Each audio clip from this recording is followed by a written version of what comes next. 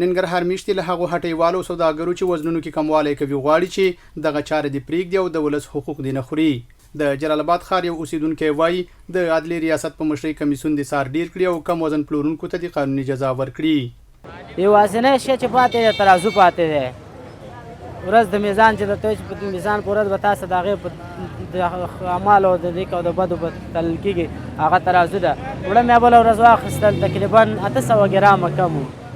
نو نه ده پکار چې دا وړه موږ ته کم راکړي یا نور جنسونه که درته ووایم بوره غوړي هر شی همدغسې کم ورکوي. د جلال آباد ښار یو بل اوسیدونکی بیا وایي یو کس په څو ورځو دیاړۍ ایله د وړو یوې بوجې پیسې برابرې کړي چې په وینا یې د هغه پر وړاندې بیا دا ډول کړنه لوی ظلم دی. یو سړی چې 10 ورځې 12 ورځې لاسګاډی وچلی بیا هغه د یو بوجۍ وړو پیسې پیدا کړي هغه کې هم ته ظالمه راشي یو 2 کیلو 3 کیلو یا 1.5 کیلو دغسې ورته کم ورکړي. دغه زموږ په ښار کې کېږي دا غفلت دی.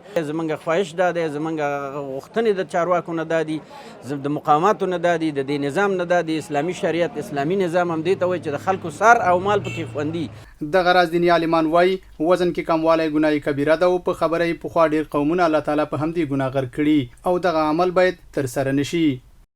دا کموالی که په وزن کې وي دا کموالی که په رخ کې وي دا کموالی که په سبزی کې وي دا کموالی که په ترکارۍ کې وي په هر جنس کې چې خلک پکې کبود کوي بسته یو قوم الله په همدې جرم باندې هلاک کړی دی. نو د اسلام د نظره د وزن کمول ګناه کبیره ده او هغه ګناه ده چې بغیر توبې نه معاف کېږي نه. داسې یو لوی جرم دی. او یو حدیث کې نبي علیه السلام فرمایي چې من غشنا فلیس منا چا چې موږ سره دوکه وکړه دا دوکه ده. وایي دا زما د امت نه دی.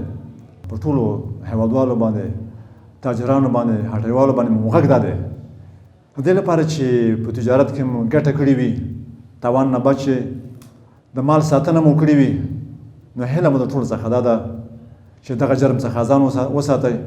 د یادونې ده چې تېره ورځ د عدلي ریاست په مشرۍ کمیسیون د جلال آباد ښار شپږمه ناحیه کې د څارنې پر مهال د وړو 8 هغه هټۍ چې وزنونو کې کموالی موجود و مهر لا کړي.